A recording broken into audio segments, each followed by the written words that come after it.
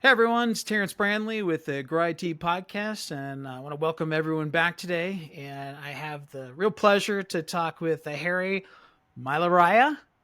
Did I Yeah, get it? it's Hari Mylaraiah. Yes, you got Excellent, it almost right. excellent.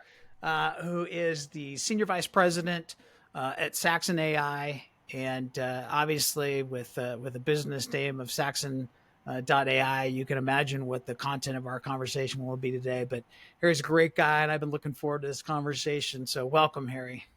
thanks, Terence. Thanks for having me on this podcast, and I'm really looking forward for this conversation. Good. So, Well, I am too. So tell us a little bit about your background, prior to and up into, including Saxon, and tell us a little bit about your journey.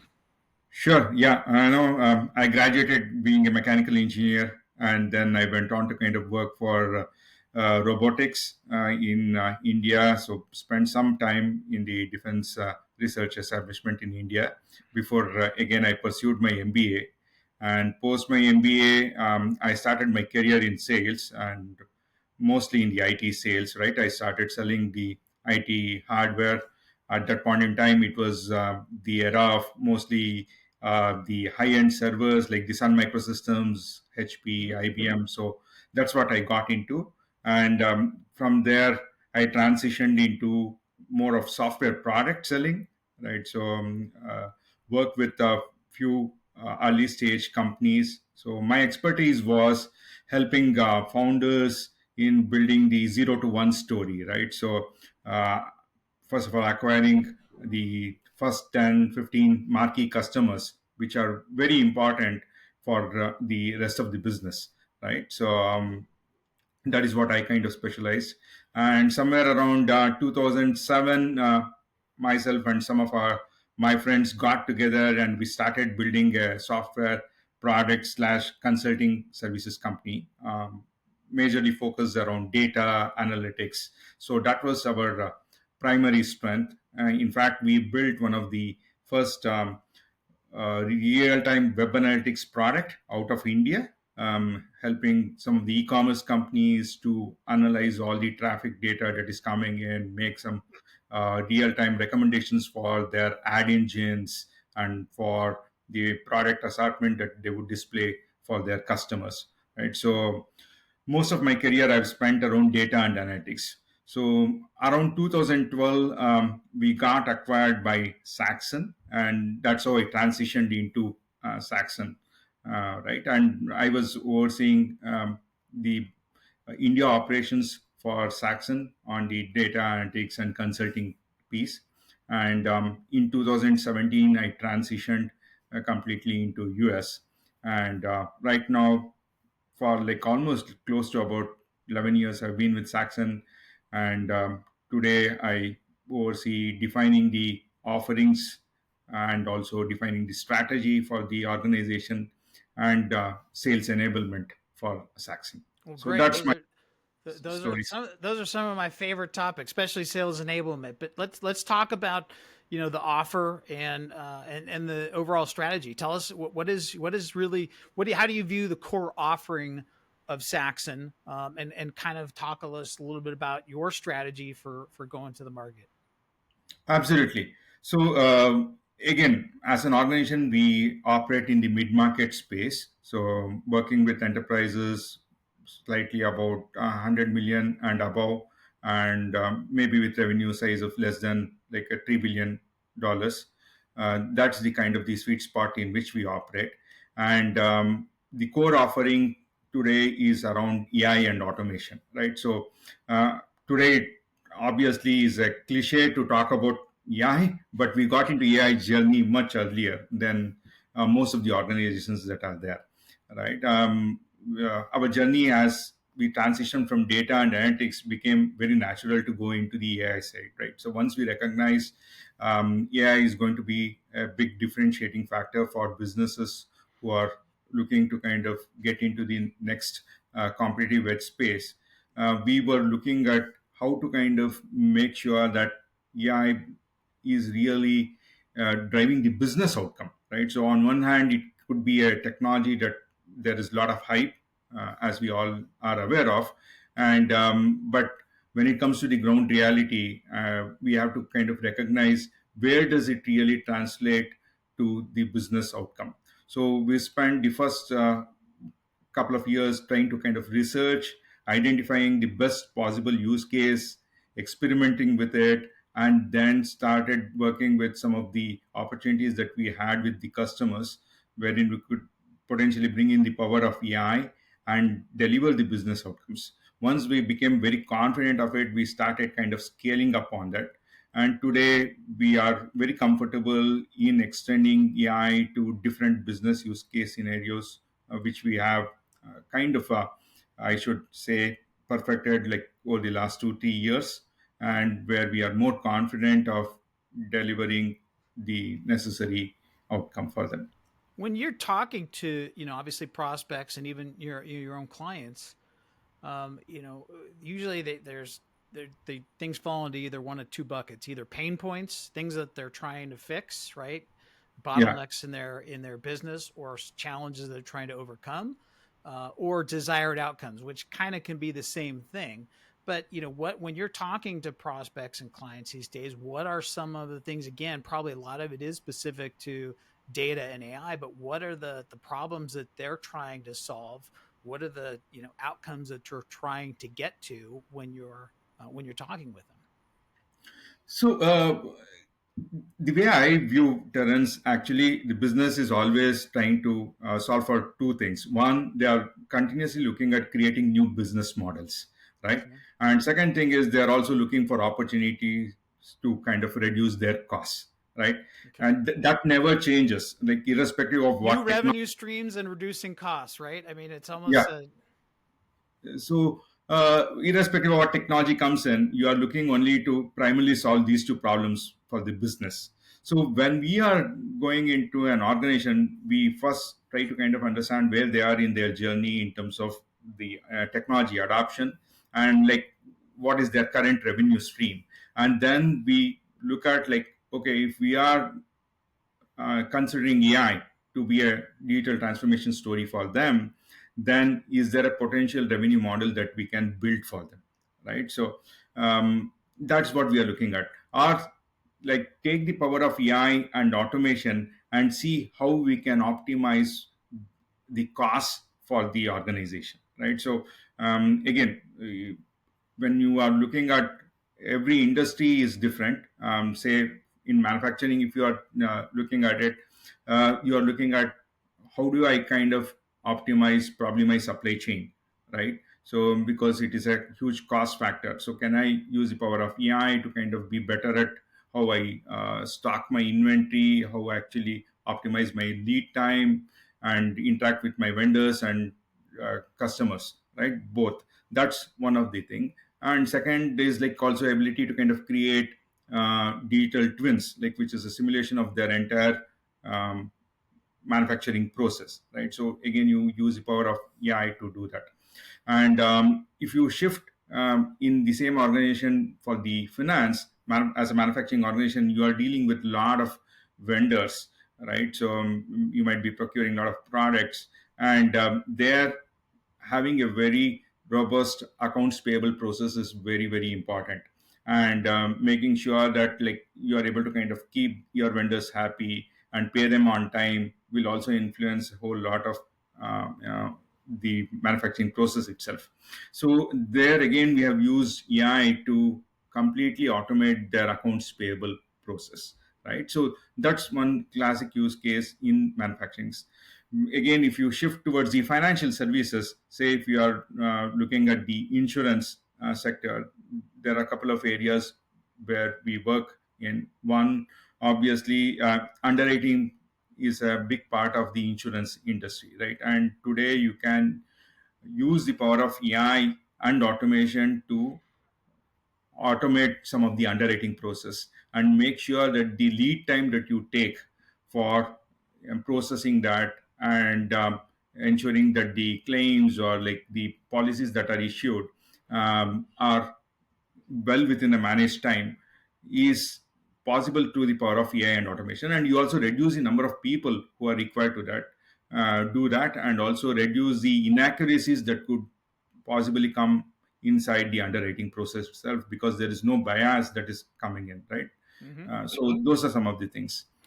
You did a great job of articulating some of the use cases. Do you have some success stories, right? Some client success stories. I'm sure you do, right? Whether it be in the helping them, create new revenue streams or the cost reduction standpoint. And you even mentioned probably across a number of different industries, from fintech and insurance to manufacturing. Maybe if you can give us a couple of specific examples of client success stories that you've helped along the way. Yeah, absolutely. So let me first talk about from the point of creating a new revenue stream. As we speak, we are working with a manufacturing company, which is primarily focused around the graduation events of high school students and the college students, right? Okay. So, and they are looking to kind of launch a new product where they can market effectively to the students. In I can't probably go into the exact details of what it is because it is in the process of being launched. Yep. But one of the key AI component that we had to use was the power of video indexing, right? So Microsoft has a very good AI video indexing piece, which can grab the person's image out of a complete video, tag it, and potentially you can market that to anybody as a personalized video content, Hmm. right? So that's the kind of the summary I would like to kind of give around that. But that created a new revenue stream, right? Or that is potentially going to be a major revenue earner for this organization. So if you are looking at a revenue model being created purely out of AI, we are also looking at another manufacturing company where it is in terms of the cost reduction that I'm talking about. This is a huge manufacturing company, has more than like a 25,000 vendors to with Wow. they interact, and there are legal contracts that come in, right, when they are interacting, and these legal contracts run into several hundred pages, but it takes a whole lot of team to kind of actually process that, right? So several hundred people will have to kind of sit through those legal documents, make sure that the clauses comply with these terms and conditions of this organization, and there are no red flags going forward. And that is where we are using the power of AI to kind of automatically go through those legal contracts and flag for the further review, and it has reduced their processing time close to about 60%, right? Wow. And also the resources, right? So that's the power of AI, I would say. And the third use case that I would like to talk about is again in the manufacturing sector. They are a food and beverages manufacturer based out of Texas. And again, they had an accounts payable process which used to take several days to pay out for their vendors.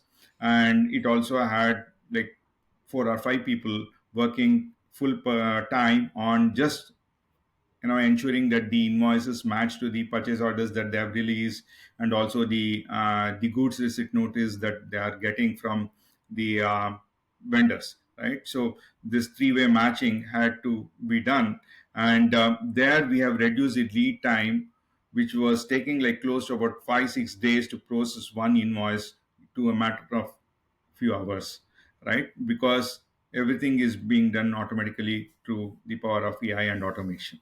So those are some of the most tangible use cases that I can speak of.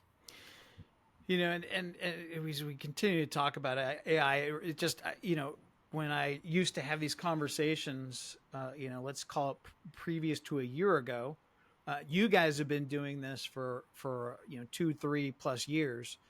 Yeah, And previous to that, previous to the last 12 months, let's call it, when AI has kind of exploded with Chat GPT coming onto the scene, one of the questions I would ask is, hey, what are some of the coming trends that you see in IT that businesses should be aware of, but it keeps centering back to AI. And I don't know if there's anything, even a secondary trend that you would see that's close to that. Maybe, other than the data component, which really kind of relates back to AI as well. But are there any other trends that you see, or even just trends overall, that you think businesses need to be aware of? Yeah, I mean, you rightly pointed out, like AI obviously ties back into the data space, right? Like unless you have a good data set and you ensure that like data is clean, there's no point in building a AI model. So that becomes the bedrock of it. So uh, while there is so much of hype that is going on around AI and all the other stuff, when we go into the organization, there are still a lot of transformation work that needs to be accomplished in an organization, just from the employee experience part of it or the customer experience part of it. It does not even require AI or automation. I'm talking about like how to kind of digitally connect some of the people who are today in some manner disconnected. Like let us talk about like the frontline workers who might be in a construction industry or in the healthcare or in a retail space. They are completely disconnected from the enterprise organization, from the digital standpoint of view, right? And that is where the opportunity is, right? So how do you kind of ensure the connectivity is there between the frontline worker and the organization, so that organization can get a real time update of what's happening on the field, right? And at the same time, if the frontline worker has to communicate and has to get information, is there a better way of doing it? So that's another trend that I would recognize, right, in industry, where you are looking to kind of bringing that like inclusivity. I would like to use the term inclusion, right? Like Mm-hmm. of the frontline workers into the digital footprint of the organization. Do you think, again, one of the things that we talk about with AI, or at least that's talked about in the marketplace, right, is job elimination, or it's that fear of what AI could do. What do you see in terms of, the conversations that you have with clients? You mentioned even like the frontline, workers. What do you see in terms of that overall? Yeah, no. When we are talking about like, let me address both these points slightly differently. So when Okay. we are talking about the AI as probably a potential threat to kind of replace jobs, we don't see that happening. In fact, like in the AP automation case, right, like where I was sharing with you, Mm-hmm. that like how we are able to kind of reduce the burden on the accounts payable team for doing this invoice processing. What it did allow them to do was to kind of focus on more strategic stuff, right? And it helped them to kind of go from just being somebody processing these documents to look at most, relevant aspects of the finance, right? Helps them Whether go from being reactive to very proactive. very proactive, try to kind of define the credit limits maybe for the vendors, or like even to kind of look at like how do they optimize for the purchases that they are making. So make those decisions rather than just processing the invoices, right? So that's one thing. And in any other aspect also, we see AI more as a kind of a productivity enhancement tool, not as a complete replacement, right? It's still not probably at a place where it can do the best of the human judgments. We all know that, right? Even when we are introducing a lot of AI solutions, we always say that there is that's the part of the responsible AI framework also, right? You have to make sure that like the final um, you know green signal is provided by the human in that role, right? It is just not AI being very autonomous and making the decision. While it can do potentially few things, but if it is something that is going to impact the business or the individual, the green signal has to be provided by the individual in that role, right? So that's one thing that we need to kind of um, remind ourselves of. The second thing is like you spoke about the frontline worker part of it. When we are talking about the frontline worker, we are not talking about from the ability to kind of replace them, but mostly from the ability to kind of empower them, right? So because these frontline workers are, again, I'll take a classic example where we have rolled out certain solutions for the frontline workers. So if you look at the oil and gas industries where people are there down in the mines or like in the field, Mm-hmm. right? You can't replace them, right? Right. No technology can replace them, but they also need tools to kind of communicate back in terms of the data that they are having. And mostly these workers are contract workers for the organization, and therefore the organization does not really feel that they can bring in them into the IT aspect of the organization. So therefore they try to kind of ignore, they don't provide them any software or application to which they can interact with the organization. What we are trying to do, or like, we have found solutions, is like, how could you bring him bring them in inside the organization by having lightweight applications which are not expensive for the organization, and which the organization can easily deploy to even the contract workers, right? So the reason that the organization does not provide the frontline workers with any applications, or do not make them a part of their digital story, is primarily because majority of them are contract workers, right? So now we are, Is it a security issue then? it is a security issue, and it is also a cost issue, right? Like if I Mm, have to kind of keep investing for every contract worker I'm bringing in, then it's going to be very expensive. So that's where you need some innovative solution where you can make sure that you do make them part of your IT setup. At the same time, you do not have the burden of the cost, right? So that's what we are trying to do. gotcha. Uh, Well, let me ask this: what clearly you guys have a leg up in terms of you guys have been doing this for a few years. What do you see as the most significant value proposition that yourself and that Saxon brings that maybe other firms don't? Or how do you put communicate that to to prospects? Yeah. So while there are a lot of technology organizations, right? Like and which are in similar size, or like even of a higher revenue and consulting size number. The differentiating factor for Saxon is like when we go into any customer organization or an opportunity, is primarily we are entering there as a consultants, right? Trying to kind of understand the business. And our whole vision of Saxon is to kind of democratize the cutting edge technologies for organizations of every size and every industry. What we mean by that is like, cut through the noise that exists around any technology, and we do not want to make it as a technology first conversation. What we want to do there is like a business first conversation. We go there first and try to understand what is the lay of the land, like where are they in terms of the technology landscape, and how is the business position for the next 3 5 years in terms of the growth, and where does the technology um, fall short in supporting that business vision. And then we work backwards to what are some of the possible areas that can be influenced for them, right?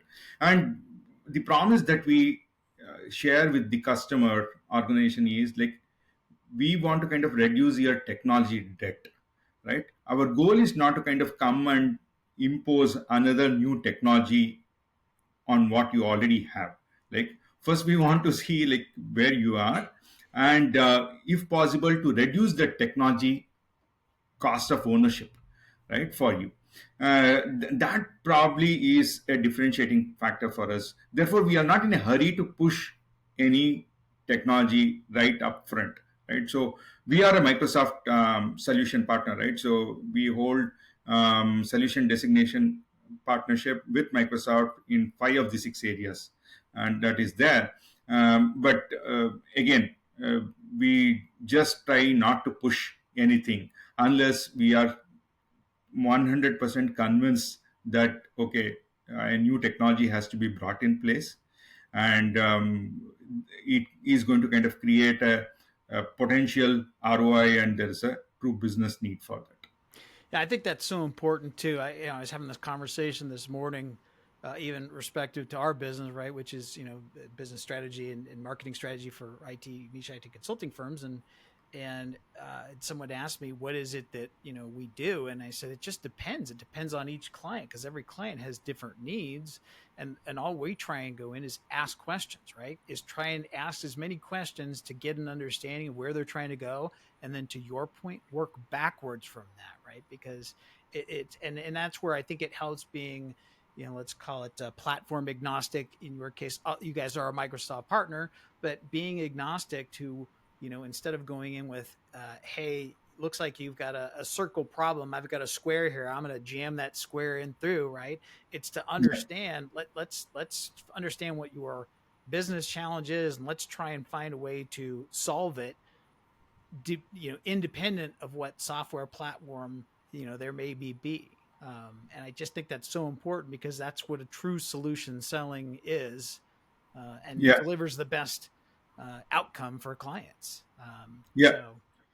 And we are not afraid to kind of even walk away, even if it means loss to us, right? Like, right now, let me give you an example. There is so much of demand for co-pilots, which Microsoft has Mm-hmm, launched, right? So mm-hmm, if you take Microsoft, everybody is wanting to kind of hear, like, okay, can I bring co-pilot into my organization, right? So we are doing a series of workshops just to educate customers of like what it means to kind of bring co-pilot, right? First of all, the organization should have the readiness to bring Copilot. Yeah, we get so much excited by looking at the videos that are being published, including Microsoft publishes a lot of videos mm-hmm, out there, and a lot of partners also try to kind of push out saying that like you need to kind of get the Copilot. But one needs to understand the preparedness of the organization, both in terms of like its data security, in terms of like the organization's culture, because it's just not bringing in a new tool, right? Like the culture of the organization to adopt that and use that effectively, because it's going to be a huge spend or a recurring expenditure for the organization, right? When you're looking at like 25-30 dollars per user per month kind of thing. mm-hmm. So we are heavily invested in just doing co-pilot workshops to create that awareness, right? And at times it might translate into no business for us at all, right? So but we are perfectly okay with that, because our credibility in the market is only to do the right thing for our customer rather than coming up with some short-term solutions. I think it's so important. We talk about it all the time. We do that. We have these conversations with our clients about, if you go forward to the market with value, right? Provide value up front. And if you're always thinking about what can I do? What's best for them, right? Whoever them is, it could be our prospects, it could be competitors, whomever, right? As long as you're focused on what's best for them, you never have to worry about what's best for us, because that law of reciprocity, and that if you put out enough value to the marketplace, you will always there will always be a way for your personal gain and business gains to come. But I just think that's so important to be able to go out to the marketplace with as much value possible, forward in advance of anything that's in it for you or for us, type of thing, is so important. No, I mean, and just this podcast itself probably stands as a testimony for what you are doing, Terence. I'm really value this and grateful for what you are doing for the community, right? So you are helping the customers to kind of identify and understand who are the potential service organizations, at the same time giving the visibility for some of the solutions consulting organizations, um, in terms of the eyes of I the think it people helps who are. everybody. I mean, just Yeah. getting to talk with smart guys like yourself. I just facilitate those conversations, and just getting smart folks like yourself. We can all help each other. I just Yes. believe in the law of abundance, and just allowing a platform and allowing the ability to have smart folks like yourself, whether it's talking and helping prospects, helping each other, in terms of our respective firms. It's just so important to me. And I, Yeah. you know, I will get to. I'm going to actually plug your, your workshops, as well. But what? Let me ask you this: in terms of the growth, or I'm sure that you have some, some significant growth initiatives. You guys have experienced growth, and obviously, with with your focus on AI, I think that's cementing yourself as a pretty good Yeah. focus for your business to grow. What are some of the challenges, bottlenecks that you guys face in terms of your growth, whether it be for the next 12 months, the next 36 months? What are some of the things that you look at and face? Yeah, the two challenges probably is like again, it's a playing in AI is like a double-edged sword for us, right? So on one hand, like we have this uh, perception in the minds of the customers that like we are an AI company, but at the same time, some of these conversations are also going to take a longer time to be absorbed and translate into the business outcomes, right? So while we have to be prepared for that, so that's one thing that we are seeing. So as I said, like many of the conversations and the interactions that we are having, there's a lot of education that is happening. Um, so while the business itself is not immediate, right? So that's probably one of the things that I would say as a kind of a challenge for just operating in the AI space, right? And the second thing is the AI itself is changing so fast, right? It's so hard to kind of keep up to date with what's happening, right? Every day there is a new LLM that is being released, and even with the existing LLMs there are different updates that are coming in, so one needs to be kind of really competent. So that means there is an investment in terms of our people, the training, and make sure that like we are also invested in the resources, right? So that's another key thing that we are also very cognizant of, like how it's going to take shape, and that might be a potential challenge as well, right? So we have to kind of navigate, and we are thinking of like how to uh, leverage on some of the existing investments and navigate this tough landscape. Yeah, it's always hard when you're at the forefront of an emerging, market or an emerging business model, right? Like AI is, Yeah. and it still is the wild, wild west in terms of like no one can kind of put their finger on it. It's growing exponentially.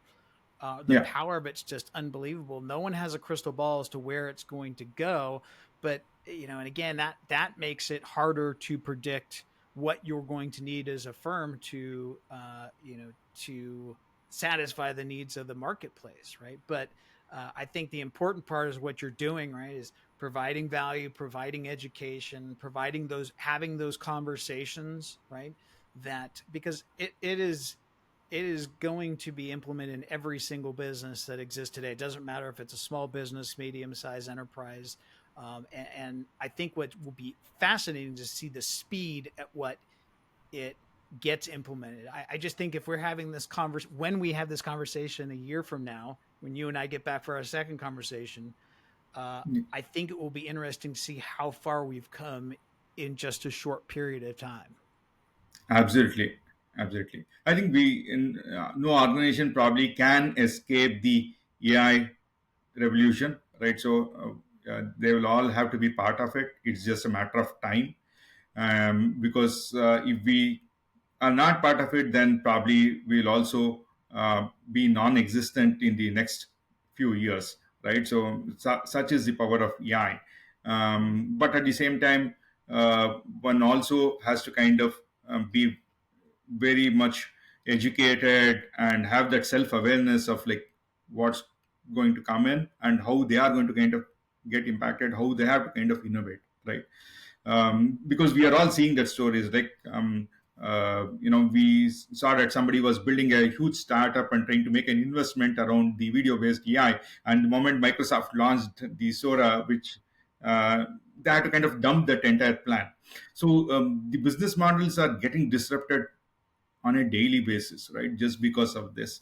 But for sure, we are all living in a very interesting time. So we couldn't have asked for better here. we all need to kind of make sure that we stay on top of it, and we do the right things. Yeah, I agree. And when I first came into the business world out of college, it was right before the internet had really started to explode into this kind of novelty, into where businesses were having to look at this and say, "Man, how do we incorporate this into our business?" And this really, I'm now at the tail end of my career, and I'm seeing AI come into this process, and I think it will be exponent. I think the changes it will make in business will make the invention of the internet look minute in comparison. I just think it's to use your quote. It's fascinating times that we live in with that, and it'll just be it's. I just can't wait to see where it's gonna go. So Yeah, yeah. So another interesting thing is like, yeah, while there's a lot of talk around that, it's also causing a ripple effect inside the organization, right? So when people are trying to recognize, okay, AI is coming in, then they go back and say, like, if I have to have AI, they recognize that, okay, I don't have data.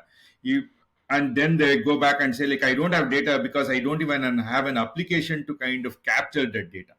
So you know what I'm trying to say. So that is where the the opportunity is also there for consulting organizations like us to come and play a role, and for the businesses also. So in a way, AI is going to compel organizations also to be more digitally transformed than ever.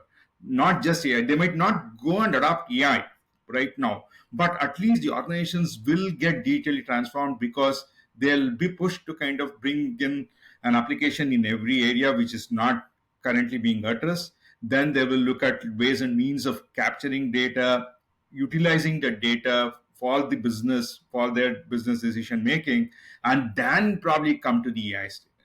That's how I see AI I playing out. agree with you, and that's one of the things that's been interesting in a lot of the conversations I have is that it's forcing businesses, the data and analytics side of the business has been kind of pushed aside. They know it's important. They know they need to clean it up. There's been so many advances in software and technology that they have these data silos everywhere, and they know it's been an issue, but it's never been something that has come to a sense of urgency until until AI has been in the discussion. And now it's like, we have to do that because we know that if we don't do that, we can't implement AI into our system. And we know the AI is just going to be a matter of time. So we've got it. It's forcing them to go back and kind of clean up house, so to speak, because they Yeah, know what's coming. And that's what's fascinating too.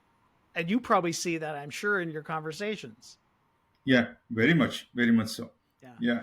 Well, great. Well, listen, as we wrap up here, where can people learn more about Saxon? Where can they follow you? More importantly, where can they get information on, how they can be participants in these webinars where we can have these type of discussions? They can learn more about the types of AI applications, the types of things they need to do to prepare their organizations. Where can they learn more about that with you? Yeah, the best way to kind of reach out to us is probably on our website, which is saxon.ai, right? So we keep a continuous update on our blogs, the news articles that we publish, white papers, and also make sure that like we are showcasing all our thought leadership there through the articles as well. Apart from that, like we are also very active on LinkedIn, right? So they can follow us on our LinkedIn page, saxon.ai LinkedIn page, where we keep posting on the upcoming webinars, the blogs, and the workshops. Um, Myself, I'm available on LinkedIn as well, so anybody can ping me, and we can I'll, do workshops for them. Yeah. I'll put those. I'll make sure and put the links on in the show notes here. How often are you doing the webinars, the workshops? How often are you guys doing those? So some of the generally available workshops are like now 2 weeks once we are doing workshops, but apart from that we are also doing a lot of focus one-on-one workshops with customers on demand basis, right? So and that is happening almost like on a weekly basis. And our like the first initial workshop primarily to kind of educate people around like what it means to kind of bring in Copilot, or like what does Gen AI mean to the enterprise, right? Those workshops come completely free of cost to our customers, right? Like so, this could be an hour long workshop or a 2 hour long workshop, right? And that is primarily to kind of educate what the Gen AI story is and how it could actually affect their organization, and also kind of present some of the use cases that we have worked on practically that could spark their interest. Then the subsequent workshops obviously will follow, right, depending on their needs and all those things. Right. But we could do a lot of free workshops too. Well, and I would highly recommend everyone, to reach out and do that for two reasons. One, it gives them an opportunity to get exposure to Saxon.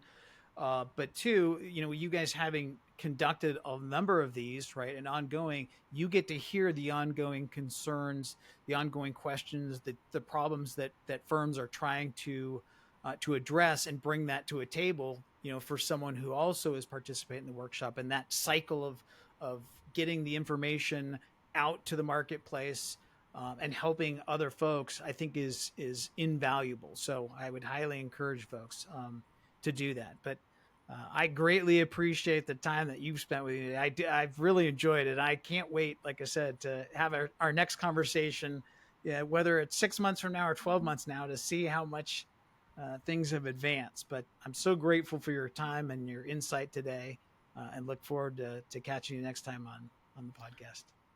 Terence, it has been my pleasure to kind of connect with you and have this lovely conversation. And first of all, thank you for the opportunity for bringing us here and showcasing on this Grow IT podcast. I'm a kind of a keen follower of your podcast, and the meaningful work that you have been doing, I think, should be truly recognized and appreciated by all of us. Well, Thank you so much once again. you're Thanks for welcome, this. and I appreciate the kind words. And we're all in this together. That's what I love about conversations like this, Harry. Is we're all trying to get value for it out to the marketplace, and it's my pleasure to have you on. It wouldn't be the podcast without smart, insightful guests like yourself. So I'm grateful to have you, and I will have you back again. Thank you. Speak to you soon. Thank you. Thanks, Harry. Thank you.